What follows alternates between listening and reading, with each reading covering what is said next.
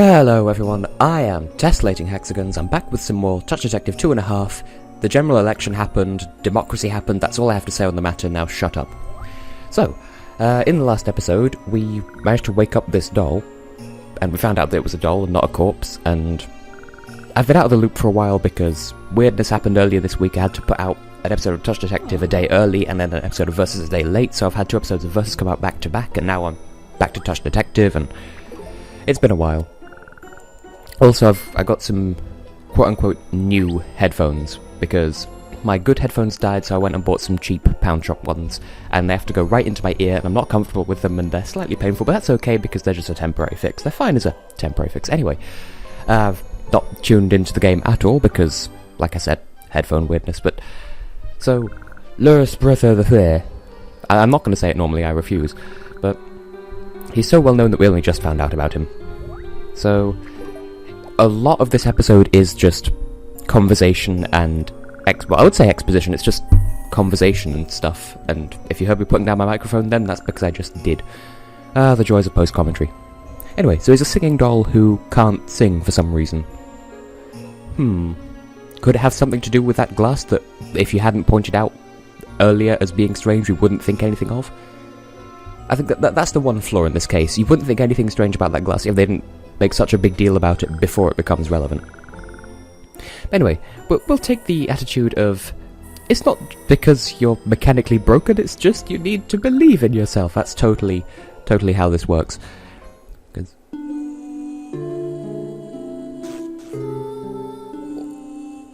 Well, it's not awful, but it's... I've heard worse. Albania 2012, Sweden 2012, Sweden. Don't insult the Scottish Philharmonic Orchestra like that. It's okay, I can make racist Scottish jokes because I'm a quarter Scottish myself. Also, there's some pretty flowers at the bottom there, I've only just noticed them. Well, that left one's weird, but the middle one's nice.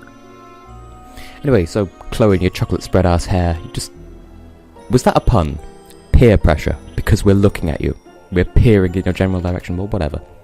So you literally turned up, insulted Silver, and fucked off. Congratulations, Chloe, you are a brilliant human being. Okay, so now we've established that window has stopped being shiny like the rest for some reason, and that happened around the same time as Silver stopped being able to sing. So, clearly this is about as relevant as the whole white noodle thing in the first case, like determining what happened to the white noodles. So, here's a bit of backstory. There was a party held in the garden, and he was performing a song, and then suddenly, poof! Well, flashes of light don't go poof, they just flash, they don't really make noise, but his voice disappeared, and the window disappeared, and maybe it's Maybelline. So, silver windows. I get it, because you're the silver model of doll, and your name's Silver, and... So you could say, you can't make that window shine anymore, so try as you might. It's no use! Obvious pun is obvious. Well, it's not even a pun, it's just a reference, or whatever. So, the window randomly acted up, and that's why he's the way he is now, and presumably because he stopped singing, they just stopped winding him up, and that's why he was a corpse. She?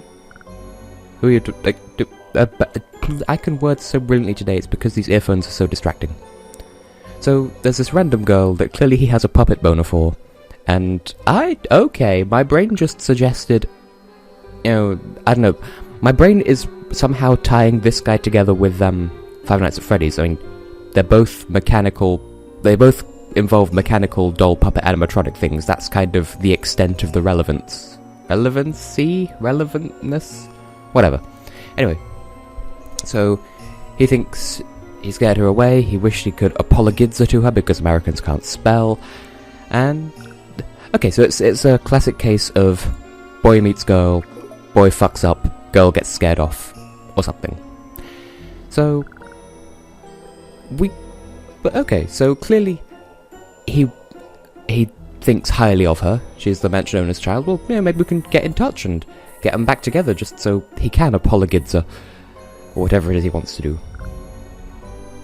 And, as Mackenzie's about to say, it sounds a lot easier than going and finding his voice, because clearly it's just blooped out of his mouth, grown a pair of wings, and flown away like a like a Nintendo letterbox or swap note if you're that way inclined, just blooping away at, oh, Chloe has a sitting, I'd say sprite. Is this a really detailed sprite or a model, or can I even words today? Well, anyway, she's in a foul mood. Now then, I believe we have to head back now.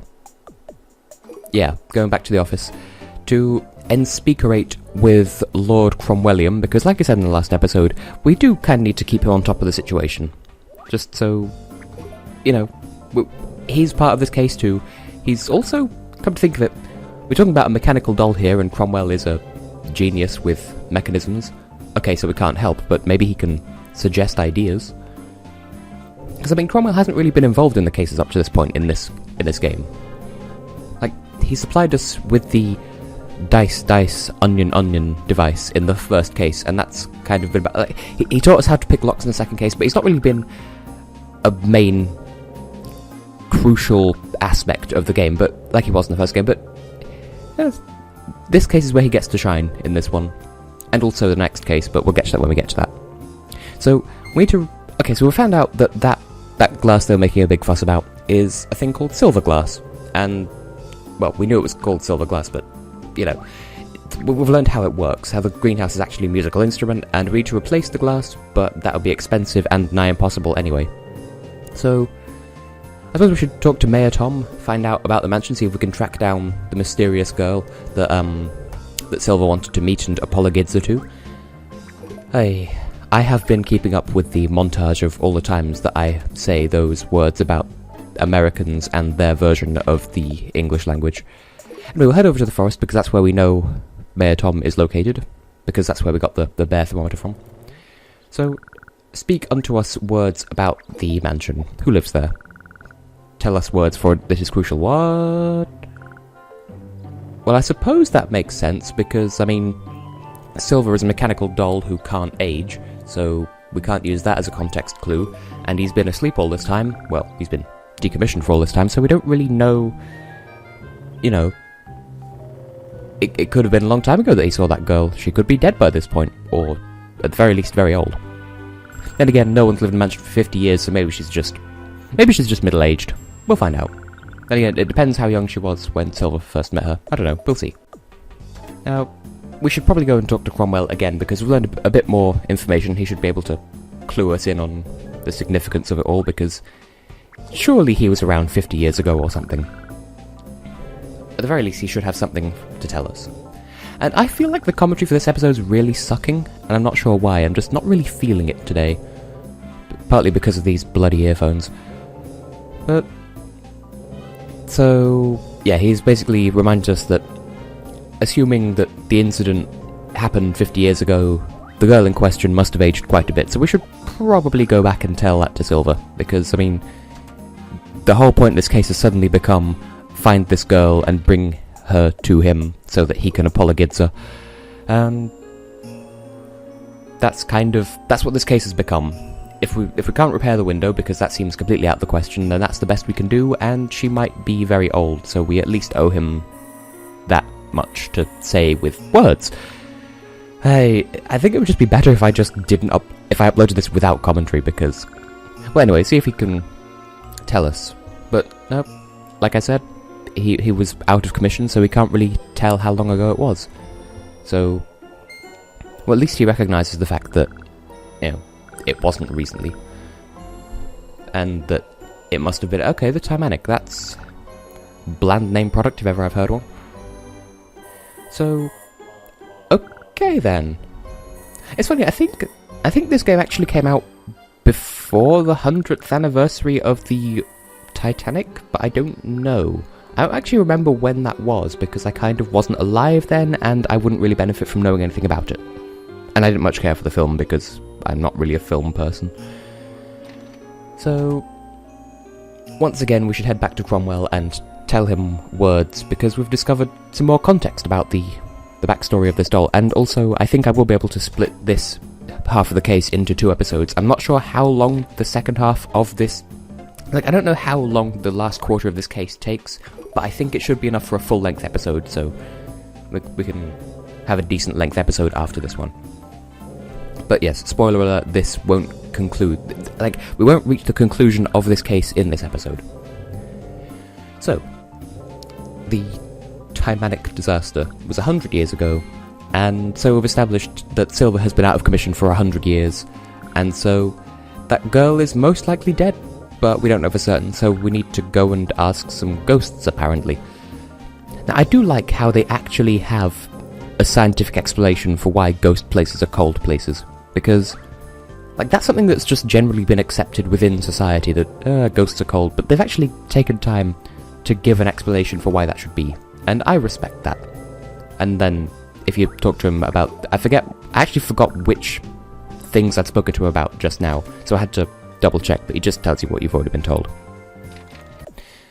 So, took a moment to work out where I had to go next, but, he said to question aged sources, so who better to ask than the fortune teller?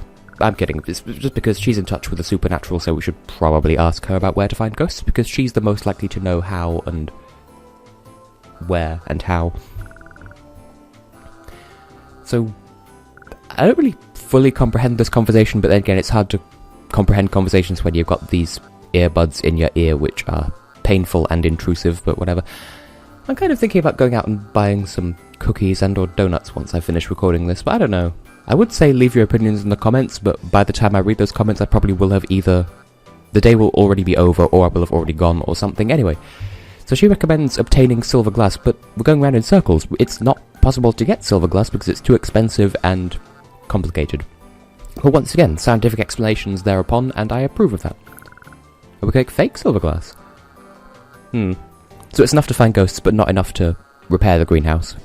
Well, it'll do. Now, I meant to ask her more details about how to make silver glass, but I played this game before, so I remember how it was done. But I forgot, I think you actually do have to... No, I don't think you have to ask her, but I'm still going to at the start of the next episode, because I sort of forgot that it'd be beneficial to do that. And accidentally spoke to her on the way past. Now, one thing that we should do... Well, we shouldn't... Like, reasonably, we shouldn't tell him this, because, I mean, well, Mackenzie doesn't know he's the Cornstalker, but it's fairly fucking obvious. But we have to, because we need this object that he's threatening to shove in our general direction. So he's going to give this to us anyway, even though he was going to trade it for the wind-up key, but I'm not entirely sure what would compel the player to come in here. I mean, I suppose you'd know from the fortune teller telling you, because we have a glass lollipop, so we have something vaguely lens of truth magnifying glassy, so that's half of what we need to make some fake silver glass, because, you know, we need to stain it with a sacred leaf. That's kind of it.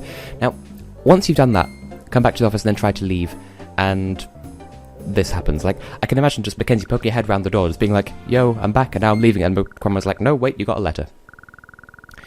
Now, I don't remember the exact point where I finished the episode, but I think it's here, so I have been able to continue to be Tessellating Hexagons, and I'll see you in the next video. Bye.